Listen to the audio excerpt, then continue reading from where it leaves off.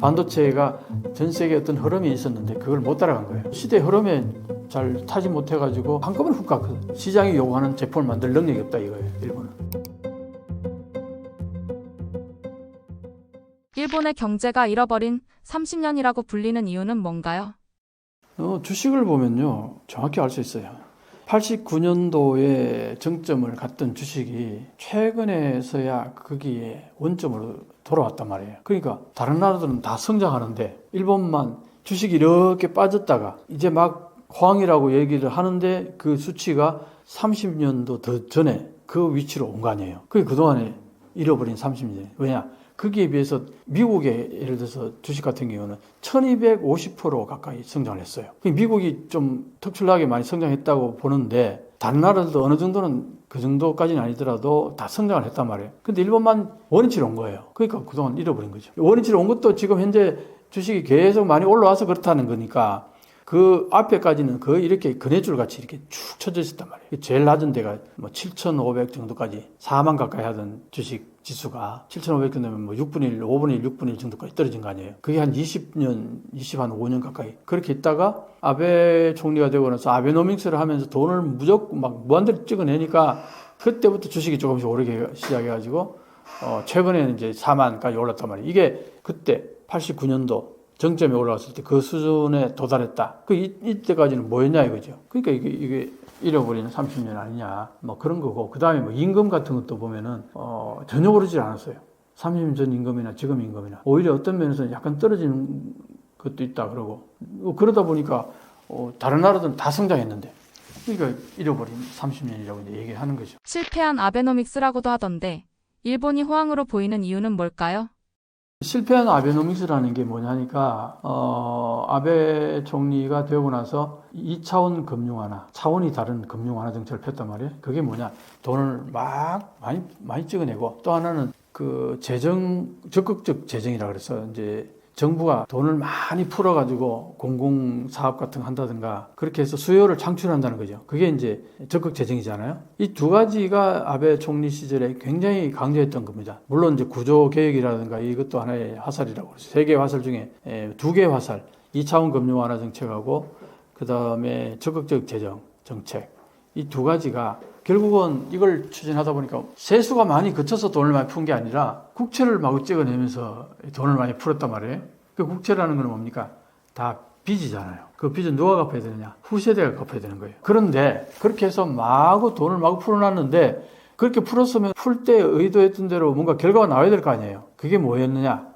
물가가 2% 이상 올라가서 한 2년 정도 유지가 되는 거. 이게 목표였어요. 그걸 위해 가지고 돈을 마구 찍어냈단 말이죠. 시중에 마구 풀었어요. 그게 마구 풀었는데 물가는 안 올라가고 이 돈이 어디로 빠져나가는지 모르게 뭐 결국은 이제 조금씩 주식이 올라가고 뭐 부동산 가격이 조금씩 올라가고 이런 거였지 실질적으로 물가는 거의 안 올라갔단 말이에요. 그게 계속되다 보니까 그 2차원 금융 완화 정책을 10년 동안 해버린 거예요. 근데 사실은 아베노믹스에서 2차원 금융 완화 정책은 이거는 비상사태에 쓸 수 있는 하나의 대정요법이라고 보는 거예요. 지금 현재 체력이 너무 고갈됐으니까 지금 당장 체력을 회복하기 위해서 무슨 탄약을 끓여 먹인다거나 특별한 어떤 조치를 취한다거나 약을 투여한다거나 이게 이제 아베노믹스 2차원 금융 완화 정책의 초기에 의도한 게 그거였어요. 그래서 한 2년 정도 지나면은 물가가 올라가겠지.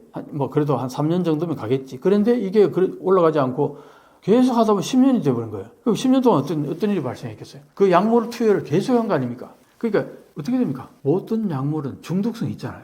중독이 된 거예요, 내가 볼 때. 그러니까 이게 상당히 문제가 큰 거죠. 그래서 아베노믹스에서 지금 제일 문제가 되는 게 물가를 올리는 것은 가장 좋은 방법은 미국이 그렇잖아요. 경기가 활성화돼 가지고 생산성이 높아져 가지고 그래서 물가가 올라가야 돼요. 그렇게 되면 어떻게 됩니까?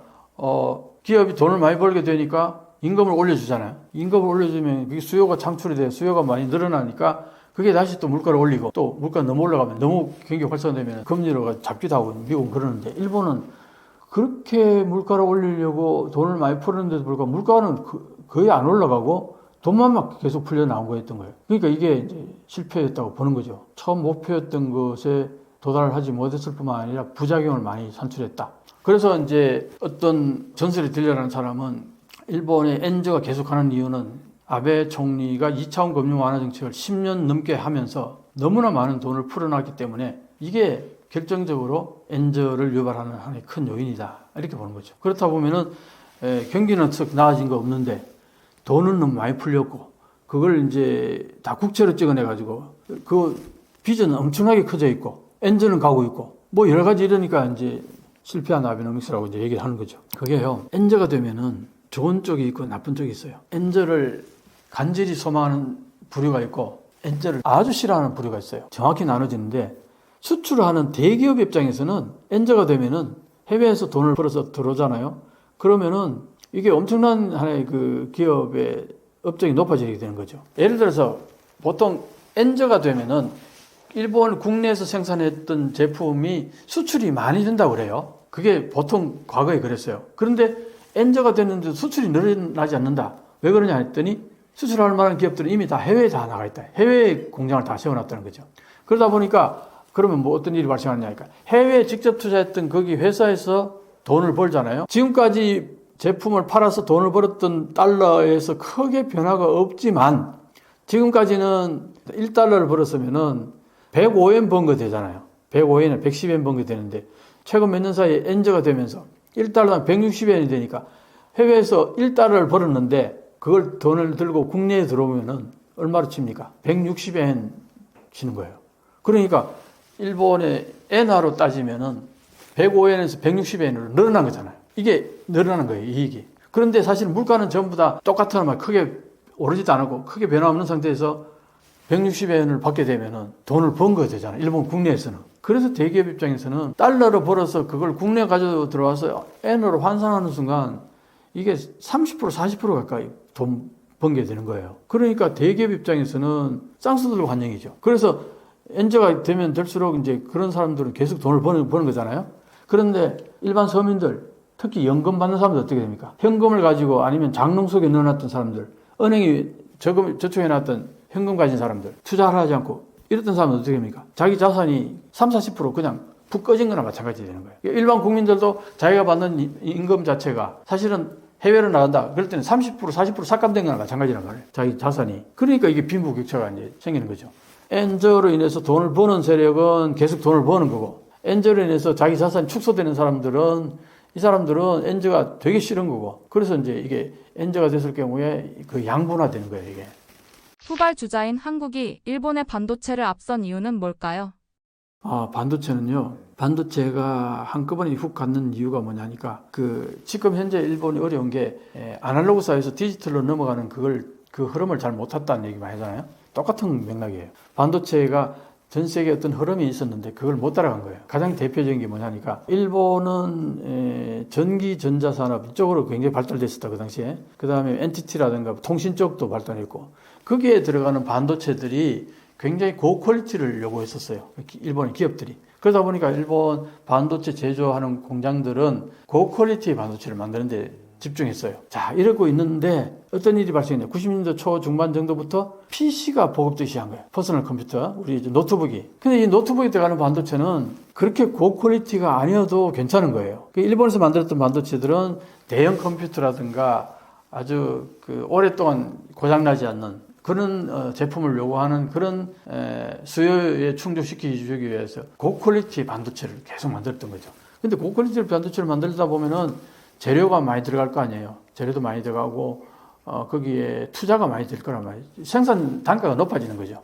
자, 그런데 그게 메인 스트림일 때는 괜찮았는데 일본 여기는 되게 특화되어 있어서 좋았는데 전 세계가 인터넷하고 이제 노트북 시대로 바뀌면서 확 바뀐 게 반도체, PC에 들어가는 반도체가 전 세계적으로 엄청난 양이 필요했던 거예요. 메모리도 그렇고. 거기에 이제 삼성이 아주 싼 가격으로 저퀄리티 반도체를 만들어내기 시작한 거죠. 일본은 고퀄리티 반도체를 잘 만드는데 문제는 코스트가 많이 걸린다는 거죠. 근데 PC는 인터넷하고 연결되는 PC는 전 세계적으로 폭발적으로 늘어나는데 그때 들어가는 반도체가 2, 3년 정도 쓰고 버려도 되는 이 정도의 반도체 퀄리티, 이걸 요구하는 거예요. 삼성이 그걸 이제 대량으로 만들어낼 수 있었던 거죠. 그러다 보니까 가격이 일본이 만드는 반도체하고 가격 차가 너무 많이 나는 거죠. 여기에서 훅 간 겁니다. 세계적인 흐름이 바뀌면서. 그럼 일본은 시장이 원하는 그 반도체를 만들면 될 거 아니에요.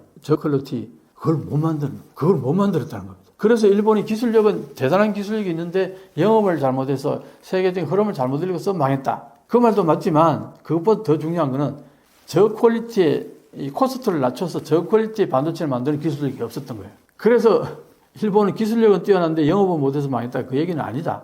통용이 안 된다. 이 얘기를 이제 하는 거죠. 시장이 요구하는 제품을 만들 능력이 없다 이거예요. 일본은. 단적으로 얘기하면. 그래서 반도체가 이제 훅 간 것도 있고 또 하나는 일본의 전기 종합 상사가 많았잖아요. 도시바, 소니, 뭐 패나소닉, 산요, 뭐 이런 많은 그 회사들이 각 회사의 한 부분으로서 반도체 만드는 부서가 있었던 거예요. 그러니까 이게 자기들 제품, 자기들 쓰는 전자 제품이라든가 일본의 뭐 통신사에서 요구하는 그런 반도체를 만드는 데는 이걸로 충분히 가능했는데 전 세계가 요구하는 대량의 어떤 큰 흐름을 따라가는 데 있어서는 조그마한 부서 가지고는 감당이 안 됐던 거예요. 왜냐? 세계적인 흐름에 있어가지고 팹리스는 설계만 하는 거잖아요. 설계만 하는 팹리스가 미국이 거의 석권하고 있고 거기에서 설계한 것을 파운드리에다가 위탁을 맡기잖아요. 생산 위탁을 맡기잖아요. 그게 TSMC고 그 다음에 삼성도 그런 부분이 좀 있었고 그랬단 말이에요. 그러다 보니까 이게 팹리스하고 파운드리하고 분리가 되면서 굉장히 특화가 되면서 완전히 전문화가 된 거예요. 이게. 근데 일본은 이걸 다 하고 있었던 거예요. 그것도 전기종합상사의 한 부서에 반도체 만드는 부서가 이걸 다 한 거예요. 그러니까 이게 규모의 경제에서 경쟁이 안 된 거죠. TSMC 같은 경우에는 반도체 만드는 파운드리로서 반도체 만드는 거기에만 특화해가지고 그 기술을 특화시켰고 미국은 이제 설계하는 데만 특화되고 근데 일본은 설계도 하고 반도체 만드는 파운드리까지도 가지고 있고 이러니까 이게 경쟁력이 훅 간 거예요. 그래서 이 두 가지 요인이 가장 컸다고 봅니다. 소위 말하는 구멍가게 된 거죠. 여러 개 기업체들, 전자종합상사들이 각 회사 내에 부서가 하나씩 있었다. 근데 이게 왜 안 되냐 하니까 문제는 반도체 공장을 짓고 뭘 할 때 어마어마한 자본이 들어가잖아요. 근데 그 전기종합상사 산요 같은 데서 만약에 도시바라든가 이런 데서 만약에 그 반도체 전 세계 흐름을 따라가려면은 몇 조 엔을 투자를 해야 되는데 그게 어림도 없는 거예요. 다른 부서에 또 투자를 해야 되는데 반도체만 있는 게 아니잖아요. 그러니까 이게 반도체가 돈 먹는 하마 이렇게 인식한 거예요. 그래가지고 결국은 이거 안 되겠다 해서 결국은 잘라버리는 거예요. 반도체. 그런 일들이 벌어진 거예요. 그러니까 어떤 시대 흐름에 잘 타지 못해가지고 한꺼번에 훅 갔거든. 그래서 90년대 중후반대 가서 완전히 훅 가버린 거예요. 물론 이제 미국이 미일 반도체 협정을 맺어가지고 86년도하고 91년도 1, 2차 반도체 협정 맺어가지고 일본 반도체에 관세도 매기고 여러 가지로 일본을 어떻게 이렇게 보면 컨트롤하려고 그랬어요. 그런 부분들도 일본한테 큰 영향을 미쳤는데 그렇게 해서 이제 일본이 상당히 안 좋다 보니까 어떤 일이 발생했느냐. 정부가 나섰죠.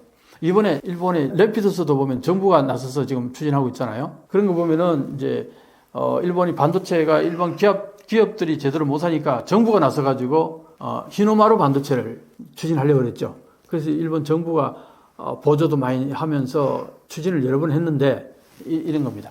어떤 컨소시엄을 형성해가지고 거기에서 정부가 어느 정도 돈을 투자를 해주고 여기에서 이제 각 그 기업들마다 뭐 소니, 도시바, 패나소닉 이런 데서 이제 NTT 이런 데서 기술자를 여기 파견해가지고 같이 공동으로 연구해가지고 그걸 제품을 만들도록 정부가 그걸 서포트해 줬어요. 근데 이걸 정부가 그렇게 돈을 많이 투자해서 해줬음에도 불구하고 각 회사들이 서로 경쟁이잖아요. 서로 경쟁이다 보니까 1급 기사들을 여기다 파견을 안 해요. 2류, 3류 기사들 파견하는 거예요. 자기 기술은 절대 여기에서 시연을 안 하고 그러다 보니 이게 뭐야? 이게 모여가지고 뭐 별로 하는 게 별로 없는 거예요.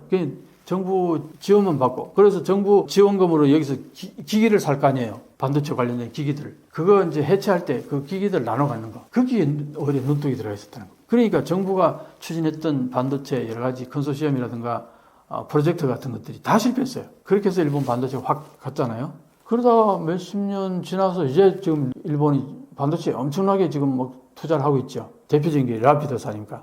이게 라피더스는 일본이 전 세계가 많은 국가들이 다 파운드리를 다 만들어가지고 반도체를 생산하려고 그런다. 왜? 팬데믹 때 반도체 구입 자체가 너무 어려웠던 거예요. 전 세계적으로 경쟁적으로 서로 반도체를 뺏어가려고 그러다 보니까.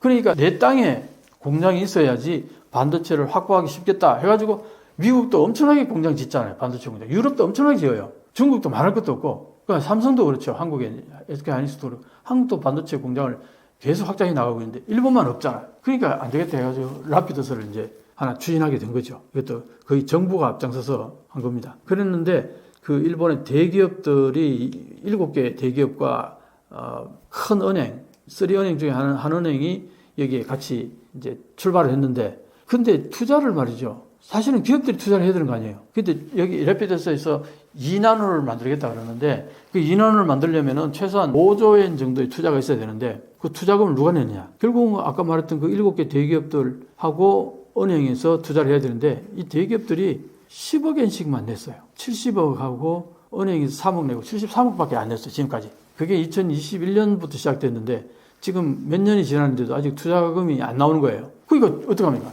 당장 공장을 지어야겠고 실행에 옮겨가야 될 타임 트랙이 있는데 그러다 보니까 어쩔 수 없이 정부가 돈을 거의 1조 엔 가까이 냈어요. 사실은 정부가 돈을 그렇게 내서 되나 하는 생각이 드는데 그렇게 정도 내면은 이제 거기에 처음에 같이 하려고 했던 대기업들 7개 대기업들이 최소한 몇천억씩 투자해야 될 거 아니에요? 지금까지 10억 엔 내고 아예 투자를 안 하고 있어요. 트럼프 당선 후 일본 경제는 더 어려워질까요?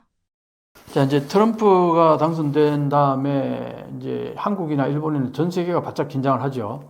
이제 여기서 어떤 이제 일본 같은 경우는 뭐가 가장 밀접하게 이제 관련이 있을까 하면은 이게 엔저 문제예요. 환율 문제예요. 근데 트럼프 대통령은 뉴스에 중에 어떤 얘기를 했냐면은 자기는 엔저 용인 못한다 이렇게 된 거예요. 약한 엔 용인 못한다. 그래서 과거에 어떤 일이 있었습니까? 엔저가 되면은 일본의 제품들이 쏟아져 들어가요. 미국으로. 가격 경쟁이 있으니까 달러가 강세가 되면은 제품의 경쟁력이 일본의 제품의 경쟁이 더 높아질 거 아니에요. 그러니까 그거 나는 용납 못한다 이렇게 얘기했어요. 그렇게 해서 이제 그것만 얘기 들으면 엔고로 갈 것 같죠. 근데 트럼프 대통령이 당선됐음에도 불구하고 엔고로 가지 않고 오히려 엔저로 가더라고요. 그 왜 그러냐 했더니 트럼프가 법인세를 낮춰준다 그러죠. 법인세 낮춰주면 어떻게 됩니까? 돈이 시중에 좀 많이 더 풀릴 거 아니에요. 세금 덜 내니까. 그러면 이제 시중에 돈이 많이 풀립니다. 그 다음에 또 전 세계 모든 국가들이 관세를 10%에서 20% 매긴다 그러죠. 그렇게 되면은 대부분의 학자들이 그래. 대부분의 학자들이. 그렇게 되면은 미국의 소비재 물가가 올라갈 거다. 왜? 값싼 수입품을 관세를 매겨버리니까. 이걸 수입을 안 하거나 안 하게 되면 미국에서 생산하는 제품을 써야 될 거 아니에요. 그러면 왜 그동안 수입해갔어요? 가격 경쟁력이 있으니까 수입해 왔을 거 아니에요. 싸니까. 근데 이걸 못하게 하면 어떻게 돼요? 아무래도 가격이 더 높겠죠. 그럼 어떻게 돼요? 물가가 올라갈 가능성이 많잖아요. 그러니까 물가가 올라갈 가능성이 많다. 그 다음에 이민자들을 지금 차단한다 그러잖아요. 그리고 불법 이민자들 전부 추방한다 그러고. 그럼 어떻게 될 것 같아요? 노동력이 적어지면서 노동 단가가 올라갈 거예요. 그럼 코스트가 올라가겠죠. 또 제품 만드는 데 있어서. 그리고 여러 가지로 해서 볼 때에 물가가 올라갈 가능성이 상당히 높다. 그럼 어떻게 됩니까? 물가가 올라가면 어떻게 돼요? 금리를 올려서 물가를 낮춰야 되겠죠. 그럼 금리를 올리면 어떻게 됩니까? 달러 강세가 되겠죠. 그럼 달러 강세가 되면은 엔저로 가는 겁니다. 지금 그런 맥락에서 엔저로 갈 가능성이 많다. 그런데 분명히 트럼프는 그랬잖아요.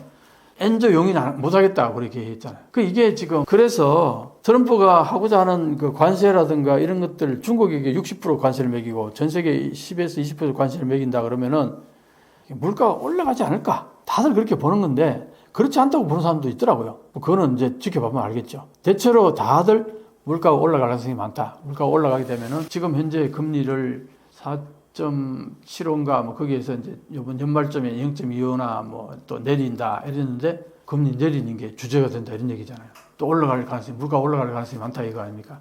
그러니까 금리를 못 내리게 되면은 일본과의 금리 차가 여전히 갭이 커서 엔저로 계속 이어질 가능성이 많다 이렇게 보는 거죠. 그러니까 일본 입장에서는 엔저 이 부분에 대해서 미국이 어떤 정책을 펼까가 초미의 관심사예요. 그게 많은 것들이 걸려 있으니까. 그런데 또 하나는 이제 뭐냐? 가장 이제 또 안 짚고 넘어갈 수 없는 부분이 이 방위비 올려라는 거잖아요. 한국에도 계속 요구해 왔고 특히 일본에는 이제 지금까지 방위비를 GDP의 1%만 투자해 왔단 말이에요. 근데 지난번에 바이든 대통령이 기시다 총리한테 2%를 올려라. 그래서 그러겠습니다 하고 2% 올리기로 약속을 했어요. 바이든 대통령하고. 그런데 그게 2027년까지인가 45조 엔 정도를 올린다 그랬어요. 근데 그 돈을 지금 어디서 끌어오느냐? 이게 전혀 지금까지 정해진 게 없어요. 결국은 세금 소비세 올릴 수밖에 없지 않느냐? 소비세 올리면 난리 나는 거죠. 못 올립니다, 소비세.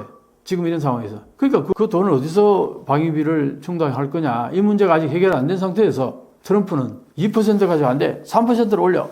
그럴 가능성이 상당히 농후하다는 거예요. 왜냐? 한국이 지금 2.7% 가까이 돼요. 한국은 2.7% 지금까지 계속 투자해 왔는데 일본은 뭐해? 이렇게 얘기할 수도 있다는 거죠. 그 다음에 나토도 지금 2% 방위비 올려라고 계속 1기 때 그렇게 강하게 밀어붙였는데 잘 안 들었단 말이에요. 그렇게 하겠다 해놓고는 실행에 안 옮긴 게 많단 말이에요. 유럽. 근데 이번에 2기 때는 강하게 밀어붙일 거예요. 그러면 유럽도 방위비를 2% 이상으로 다 올려야 될 거고, 그럼 일본도 2%에서 머무르는 게 아니라 3%까지 올리라 그럴 수도 있단 말이죠. 그렇게 되면 이제 일본이 엄청난 압박이 되는 거죠. 일본인들이 정치에 무관심하다는데 이유가 뭘까요?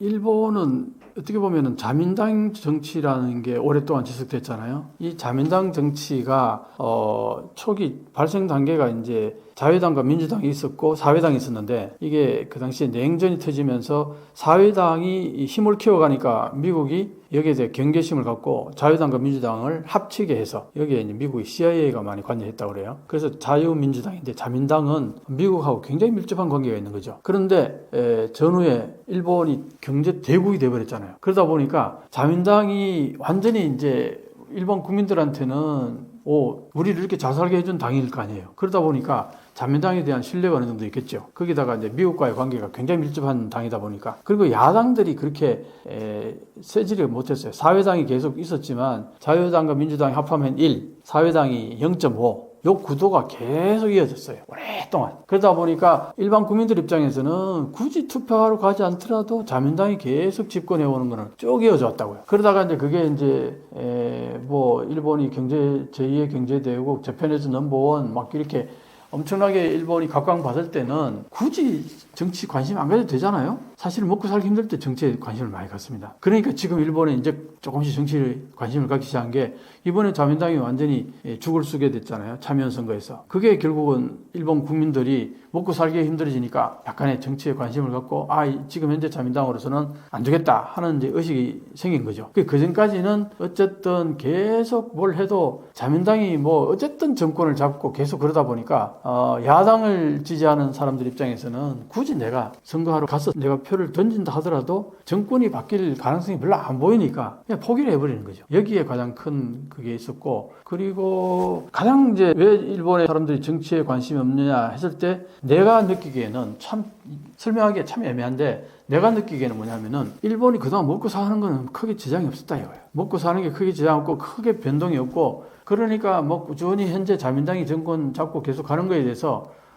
그냥 큰 불만이 없었던 것이. 그러다 보니까 누가 그러면 그 투표를 열심히 해서 계속 자민당이 일단 지배를 하느냐 하면은 이게 우익 보수 정치 세력들이 무조건 자민당 지지예요. 자민당은 말했듯이 자유당과 민주당, 여기에 미국과의 굉장히 밀접한 관계가 있어요. 미국이 애초에 이 자민당의 기초를 낳았다고 볼 수도 있으니까. 그러다 보니까 현재 일본은 미국과 잘 지낼 때 큰 문제가 없거든요. 그러니까 자민당한테 맡겨놔도 그렇게 미국과 잘 지내고 하니까 굳이 정권을 바꾸자 이런 게 별로 없었어요. 그런데 최근 한 몇 년 사이에 일본에 급격하게 변화가 온 거죠. 가장 큰 변화는 역시 엔저입니다. 엔저가 2년 전만 해도 1달러당 105엔, 110엔 하던 엔이 지금 벌써 150 몇 엔, 4엔인가 까지 왔다 갔다 하고, 가장 엔저로 갔을 때는 162엔까지 갔잖아요, 1달러당. 그렇게 되니까 일본의 상황이 엄청나게 바뀐 거예요. 일반인들 입장에서는 엔저로 인해 가지고 해외 나가는 게 두려워지는 거예요. 해외 나가서 돈을 써보니까 해외 돈이 너무 비싼 게 달러가. 그러니까 여행을 못 가고. 그 다음에 또 이제 이게 엔저가 되다 보니까 수입 물가가 높아져요. 그게 결국은 일본 국내 물가를 상승시켰단 말이에요. 정말 오랫동안 일본 물가 상승시키려고 그렇게 노력했는데도 되지 않았는데, 일본이 엔저로 가면서 수입 물가가 급등하면서 그게 이제 국내 물가 가격에 이제 증가가 돼가지고 물가가 올랐다. 근데 물가는 올랐는데 임금은 별로 안 오르니까 실질 임금이 다운되잖아요. 그러다 보니까 여기에서 이제 일반 국민들이 자민당에 대해서 원망을 갖기 시작한 거예요. 내 생활에 직접적인 피해가 딱 오니까. 그 전까지는 임금이 크게 오르지 않더라도 물가도 크게 안 오르니까 큰 변화가 없었던 거예요. 늘 받는 봉급으로 그냥 해오던 대로 생활하는데 큰 지장이 없으니까 그냥 이대로 그냥 가는 거에 대해서 큰 문제제기를 안 했는데 한 최근 몇 년 사이에 엔저가 되면서 모든 상황이 이제 급격하게 변하게 된 거죠. 그걸로 인해서 지금까지 일본이 정치에 무관심했다. 지금 어떠냐 물으면은 지금은 좀 달라졌다. 최근에 이번 특히 참여선거 때도 그래서 결국은 자민당이 과반 차지는커녕 공명당하고 연합했어도 과반이 안 됐단 말이에요. 이게 굉장히 참패란 말이에요. 이게 결국은 뭐냐? 일반 국민들이 정치에 관심을 갖고 야당에다가 표를 주기 시작했다. 이렇게 보면은 정치에 무관심했던 것은 어느 정도 과거 얘기고 최근에는 일본 국민들도 정치에 관심을 갖기 시작했다. 왜? 먹고 살기 힘드니까 그렇게 된 거죠. 그러니까요. 최근에 자민당이 저렇게 엄청나게 패퇴를 하면서 아주 유동적이 됐어요, 정치가. 그러니까 이제 야당에게도 정권이 넘어갈 수도 있다는 위기의식을 이제 자민당이 하게 된 거잖아요. 그렇게 되면 어떤 현상이 벌어지느냐. 야당하고 끊임없는 커뮤니케이션을 해야 돼요. 한국은 대통령제니까 5년이 딱 정해지니까 야당하고 전혀 대화 안 하고도 그냥 마구 가잖아요. 그런데 일본은 그게 안 돼요. 내각제이기 때문에 지금 현재 예를 들어서 방금 얘기했잖아요. 이번 선거로 인해 가지고 열린여당이 자민당하고 공명당하고 그동안 열린여당이 항상 과반을 득표를 했단 말이에요. 그러니까 든든하죠. 그런데 이번에 과반이 안 됐단 말이에요. 그러니까 어떤 야당이 조금 한 당을 끌어와야지. 그렇게 해서 세 개 당이 합쳐져야 이 과반이 된단 말이에요. 과반이 돼야 정권이 안정이 될 거 아니에요. 모든 법안 같은 것들 통과시키려면 어쨌든 과반수가 돼야 되니까. 그 이번에 국민민주당이라는 당이 앞에 7석밖에 없다가 이번에 28석을 얻었는데 47, 28 딱 4배 불어났죠. 그러니까 국민민주당으로서는 대성공인 거죠. 7석 있다가 28석 얻었으니까. 되게 고양됐는데 요 28석이 연립여당에 갖다 붙으면은 이게 과반이 넘어요. 요게 또 계속 야당하고 전부 다 힘을 합치게 되면은 여당이 정권을 뺏어올 수가 있어요. 그러니까 완전히 게스팅 보트를 잡았죠. 국민민주당이. 근데 지금 현재 흐름은 어떻게 되냐. 국민민주당이 자민당하고 공명당하고 거기에 같이 손을 잡고 이번에 뭔가 여러 가지 같이 협의를 했어요. 결국은 거의 자민당, 공명당의 연립여당 쪽으로 발길을 옮겼다. 이렇게 볼 수 있는 거죠. 그래서 야당에서 입헌민주당이 굉장히 이번에 크게 이제 또 여기도 의석을 많이 넓혔는데 여기하고 손을 잡고서 야당이 전부 힘을 합쳤으면 정권을 뺏어올 수 있는데 이 야당에도 보면요. 이게 갈라진 이유가 감정 싸움 그동안에 여러 가지 야당이 서로 노선 때문에 티격태격했던 이런 부분들이 많다 보니까 이게 골이 굉장히 깊어요. 그러다 보니까 야당끼리 뭉치질 못하는 거예요. 거기 야당에는 공산당도 있고 그러다 보니까 이제 결국은 국민민주당이 여당에 붙어가지고 이제 이 국민민주당이 자기들이 원하는 정책을 받아들여 주지 않으면은 우리는 같이 못한다. 그러니까 강력하게 자기들이 원하는 정책을 자민당한테 이걸 실현시켜주면 우리가 같이 하겠다. 그래가지고 지금 그렇게 해서 같이 가고 있어요. 이번 모자나 여러 가지 법안들을 통과시켜 예산안을 통과시키고 해야 되는데 이제 여당이 어느 정도 합의가 이루어졌어요. 그런데도 뭐가 문제냐면은 자민당하고 공명당만 열린여당이에요. 국민민주당은 이번에 같이 법안 통과시키고 이거 같이 하기는 했지만 연립여당까지 간 건 아니거든요. 그 여기에서 항상 발길을 멀리 갈 수도 있다는 거죠. 그렇게 되면 어떤 현상이 벌어지냐. 지금 이쪽 야당 쪽에서 똘똘 뭉쳐가지고 자민당 총리의 불신임안을 제출해버리게 되면은 순식간에 그냥 총리가 불신임될 가능성이 항상 내재되어 있는 거예요. 그러니까 어떻게? 방금 말씀하셨죠? 일본이 이제 정치에 좀 관심을 가질 것 같고 일본 정치가 좀 바뀔 것 같다고 얘기하셨죠? 바로 이것 때문인 거예요. 자민당에서 민감하게 야당의 요구에 응답하거나 협의를 하거나 뭔가 이렇게 같이 보조를 맞춰 나가지 않으면은 법안 하나도 통과시키지 못하고 아무것도 못하는 거예요. 그러니까 어떤 의미에서는 지금 현재 그동안 자민당은 사실상 야당의 의견을 거의 무시하고 아니면은 야당에 좀 좋은 정책이 있으면 자기들이 그냥 그걸 실행에 옮겨버리고 그 야당 존재를 거의 무력화시켜 왔단 말이에요. 근데 이번 참여 선거에서 자민당, 공명당, 열린여당이 과반에 한참 못 미치면서 민감하게 여론에 반응을 해야 되고 야당의 주장에 귀를 기울여서 합의도 해야 되고 그러면 어떻게 보면 정치가 이제 움직인다. 그것도 볼 수 있는 거죠. 그런 의미에서는 나는 그런 의미에서는 긍정적으로 부분도 있다고 봅니다. 일본이 잘 사는 북한으로 불린다고 하는데 왜일까요? 일본이 잘 사는 북한으로 불리는 이유는 워낙 그동안 자민당이 일당 독재를 하다 보니까 사실상 명시적으로 독재는 아니죠. 선거를 통하고 다 하기 때문에. 그런데 자민당이 계속 거의 지금 6, 70년 가까이를 중간에 잠깐 야당에 넘겨주고 그 외에는 전부 자민당이 계속 지배해오다 보니까 어떤 현상이 고착화되는 거예요. 이권 집단하고도 거의 고착화돼가지고 그러니까 변화가 거의 없는 거죠. 북한이 어떻습니까? 변화가 없죠. 그리고 뭐 야당의 의견은 이런 게 있을 수 있나요? 그러니까 자민당이 생각하는 쪽으로 그 우익 정치 세력들이 생각하는 대로 그대로 밀고 나간다. 뭐 그런 의미에서도 그렇고 그 다음에 이제 사실은 또 그런 도표가 하나 있었어요. 그 일본이 2000년부터 2022년까지 투자가 국내 투자가 여기 100일을 치면은 118밖에 안 돼요. 22년 동안 투자가 18%밖에 안 되는 거예요. 22년 동안 18%는. 그럼 뭐 어떻게 돼요? 일본이 다 해외 투자로 다 가버린 거예요. 그게 850% 정도 해외로 나가버리니까 이게 국내 투자가 거의 안 된다. 그래서 이게 118여 수치를 보고서 북한보다 아래다. 뭐 그런 얘기가 있었어요. 통계치에 보면은. 북한도 그 정도 투자는 한단 말이에요. 22년 동안에 18%밖에 투자가 증가 안 했다. 이거는 일본밖에 없다는 거죠. 그러니까 그 통계치를 보니까 저 바닥치에 있더라고. 북한이 바로 위에 있고. 그래서 이게 일본은 잘 사는 북한으로 불린다. 이번 일본 선거 결과를 엄청난 이변이라 하던데 우리나라로 비유하면 어떤 느낌일까요?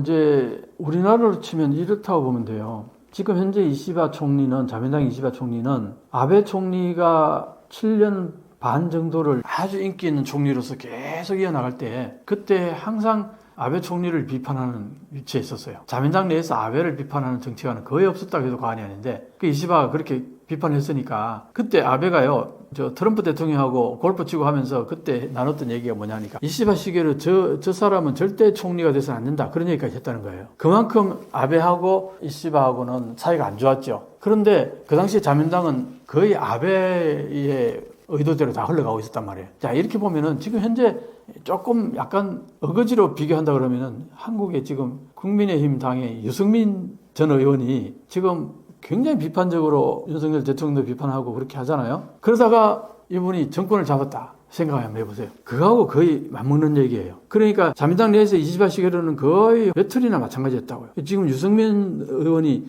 국민의힘 내에서는 외톨이에 가깝잖아요. 뭐 그렇다고 해서 완전히 외톨이는 아니겠지만 어느 정도 공감하는 의원들도 좀 있긴 있지만 실질적으로 영향력이라는 거 거의 발휘를 아직은 못하고 있잖아요.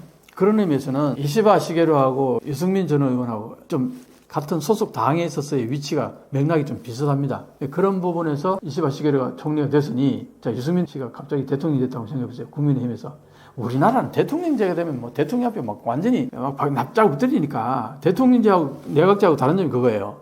내각제는 총리가 그렇게 힘이 없어요. 대통령만큼. 왜냐 언제든지 끌어내릴 수 있으니까. 그뭐 2, 3년 보장되는 게 아니거든 전혀. 1년 만에 바뀐 경우가 상당히 많아요. 일본 자민당 내 총리가. 그렇게 보면은 유승민 씨가 뭐 대통령 되는 거하고 이시바 시게루가 총리 된 거하고 직설적으로 비교하기에는 조금 어폐가 있어요. 대통령제하고 총리제하고는 다르기 때문에 내각제하고는 다르기 때문에 그렇긴 한데 어쨌든 그 스탠스는 그렇게 비슷하다 이렇게 보면 돼요.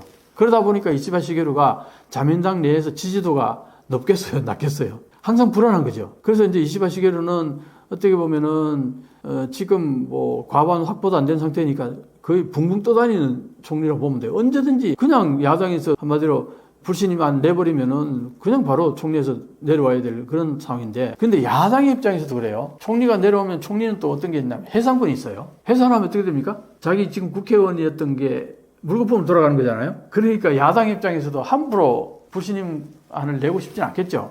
또 선거해야 되잖아요. 그런 의미에서는 불신임안이 그렇게 쉽게 막 제출되고 그러지는 않을 거라고 봅니다. 그렇긴 한데 어쨌든 상당히 불안정하고 그러다 보니까 이시바 시게루 입장에서는 야당과 밀접하게 서로 대화를 하면서 어떻게 보면 우리 뭡니까? 야당과의 한국은 지금 야당하고 여당하고 전혀 대화가 없지 않나요? 거의 대립 단계인데 모든 게 대립인데 근데 이시바 시게루 총리 입장에서는 야당과 대화하지 않으면 아무것도 못 하니까 해야 돼요. 무조건 해야 돼요. 근데 한국은 그게 아니잖아. 그런 차이는 좀 있긴 있죠. 일본 정치에 이변이 일어날 수 있었던 숨은 배경이 있다는데 어떤 걸까요? 지금 이시바 시게루 총리가 된 게 조금만 거슬러 올라가 보면 기시다 총리가 인기가 없어서 내려왔잖아요. 기시다 총리는 한 번 더 하고 싶었는데 그게 왜 안 됐냐니까 자민당 내에서 사건이 터진 거예요. 정치 자금. 이게 이제 소위 말해서 항상 보면은 정치가 문제가 되는 게 돈 문제가 발생하잖아요. 이 돈 문제가 이제 커지면서 자민당 인기가 떨어지기 시작한 거예요. 그게 우리로 치면은 한국에서는 정치가들이 정치 자금을 모으기 위해 가지고 출판회 같은 걸 하잖아요. 그렇다면 일본에서는 이제 그 파티를 연다고 합니다. 호텔에서 파티를 열면서 파티권을 팔아요. 거기 참여한 사람들에게 입장권 같이 2만 엔 뭐 그런 것 같은데. 그렇게 해가지고 그거 팔잖아요. 그러면 그 사람이 와가지고 2만 원치 다 먹고 가는 거 아니거든요. 그러니까 또 한 사람이 2만 원만 사는 게 아니라 한 10장도 사고 20장도 사고 그런다요. 그게 이제 저희 말해서 중소기업이나 대기업 같은 데서는 그렇게 하는 거죠. 거기서 그렇게 파티권을 10장, 20장 이렇게 사주면 어떻게 했어요? 그 국회의원이 그 사람이 고마워하지 않겠어요? 그럼 어떻게 될 것 같아요? 그쪽에서 부탁하고 싶은 게 있을 때 국회의원한테 부탁하고 싶을 때 쉽게 부탁할 수 있겠죠. 이게 이제 저희 말에는 정치와 연계가 된다 이 얘기예요. 그렇긴 한데 그러나 저는 어쨌든 이게는 합법적으로 할 수 있는 그 액수가 있어요. 거기까지는 문제가 없는데 문제는 뭐냐니까 그 액수가 넘어가면은 신고를 하고 세금도 내고 깨끗하게 해야 되는데 요걸 그렇게 하지 않고 기재도 안 하고 입마이 포켓 해버렸다는 거 아닙니까? 국회의원들이. 그게 누가 그렇게 많이 했느냐? 자민당의 아베파가 대부분 그렇게 했다는 겁니다. 왜 그런지 대충 감이 잡히죠? 왜냐? 아베 총리가 오랫동안 총리를 7년 반 가까이 하다 보니까 아베파의 중진들은 막강한 힘을 가지고 있었지 않겠어요? 막강한 힘을 가지고 있는 국회의원들에게 파티권이 많이 팔리는 거죠. 당연하지 않겠어요? 그러다 보니까 이 사람들이 파티권을 많이 판 다음에 일정 액은 자민당에다가 납부를 하고 나머지 액을 인마이 포켓 해버렸다는 거죠. 그게 아베 총리가 존재할 때까지는 이게 겉으로 드러나지 않았어요. 근데 아베 총리가 사망하고 난 뒤에 여러 가지가 밝혀지기 시작한 거죠. 거기에서 이제 정치자금 문제, 이게 제대로 보고도 안 하고 기재도 안 하고 이마이 포켓한 거, 요거는 세금 탈루도 되고 정치자금법에도 위배가 되고 여러 가지로 걸린 거예요. 이게 위법 행위인 거예요, 이게. 그런데 기시다 총리가 이걸 제대로 정리를 못했다고요.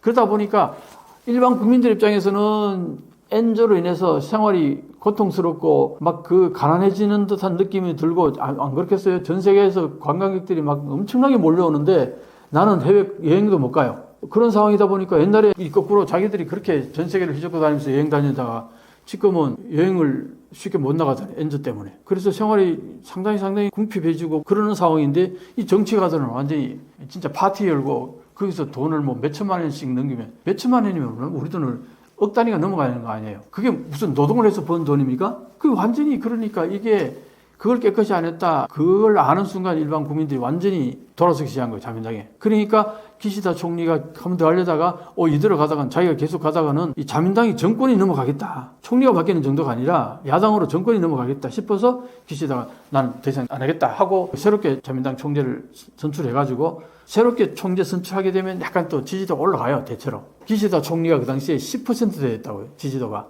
20% 뭐 22% 그러다가 18% 막 16%까지 떨어지기도 하고 이러다 보니까 거기에 대해서 이제 이대로 기시다가 총리인 상태에서 참여 선거로 갔다가는 총리 지지도만큼 지지받을 수밖에 없을 수도 있잖아요. 그러니까 이렇게 하면 안 되겠다 해서 자민당 내에서 새로운 총리로 바꿔서 참여 선거를 하자 이렇게 된 거예요.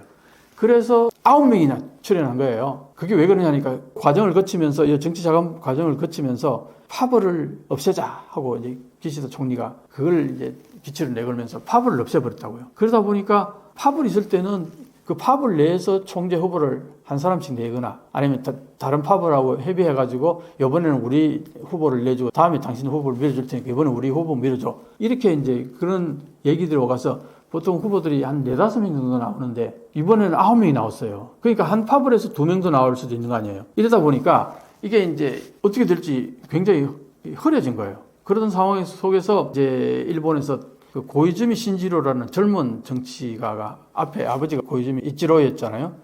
그래서 이제 이 사람이 일본은 세석 의원들이 꽉 잡고 있는 정치 풍토다 보니까 고이즈미 신지로가 아버지가 총리했으니까 이 사람 언젠가는 또 총리할 가능성이 있다고 대부분 그렇게 인식을 해요. 참 특이하죠. 우리나라 대통령 됐다고 아들이 대통령 기대하는 사람이 누가 있어요?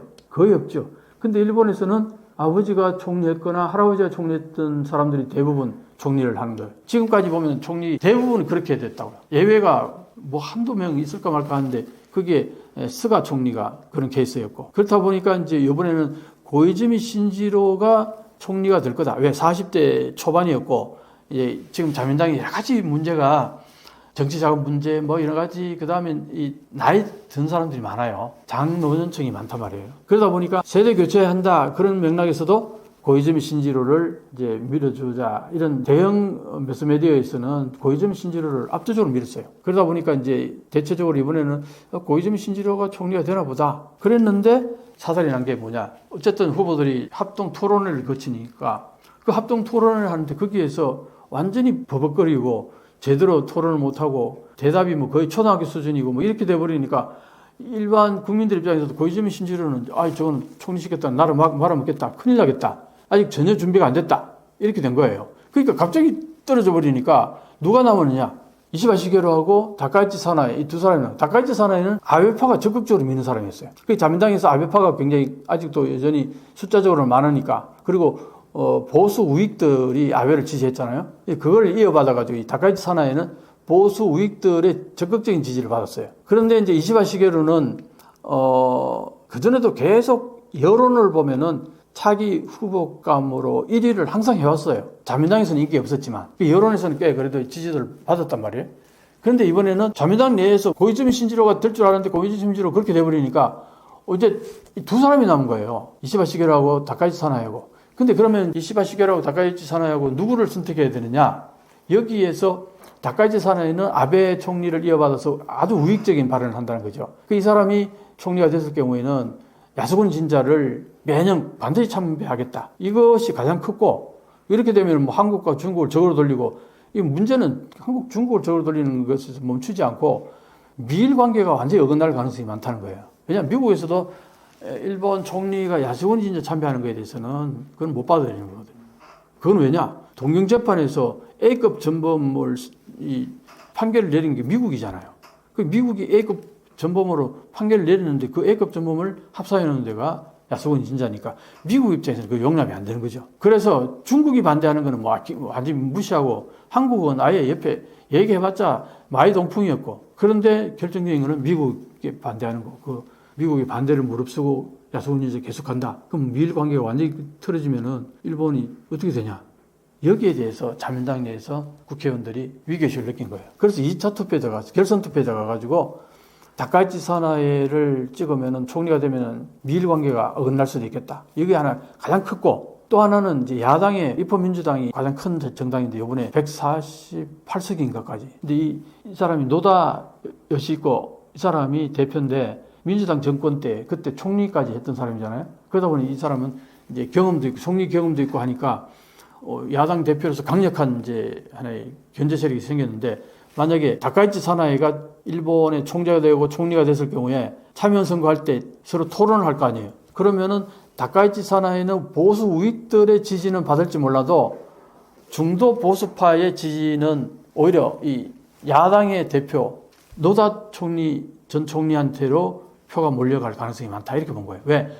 노다 대표도 상당히 보수적이에요. 그러다 보니까 합리적인 보수들 그 다음에 진보 이 세력들 전부 그러니까 적극적으로 우익들 이쪽만 이 우익 보수들만 다카이치 사나이 지지하고 나머지는 전부 야당으로 쏠려버릴 가능성이 많다. 다카이치 사나이가 총리가 됐을 경우 이 두 가지가 결정적으로 이 다카이치 사나이를 밀어서는 안 되겠다 하고 여기도 제껴버린 거예요. 그 남은 사람이 누굽니까? 이시바 시게루죠. 이게 상황이 흐름이 이렇게 되다 보니까 일본 입장에서는 적극적으로 이번에 이시바 시게루를 총리로 추대한 게 아니고 안 되는 사람 제외하다 보니까 남은 게 이시바 시게루였어요. 자, 이게 이제 여러 가지 문제를 일으킵니다. 이시바 시게루 입장에서는 아무런 지지 기반이 없는 상태에서 총리가 됐잖아요. 그러다 보니까 총리 되기 직전에 몇 시간 인터뷰를 있어요. 1차 투표 끝나고 2차 투표 가기.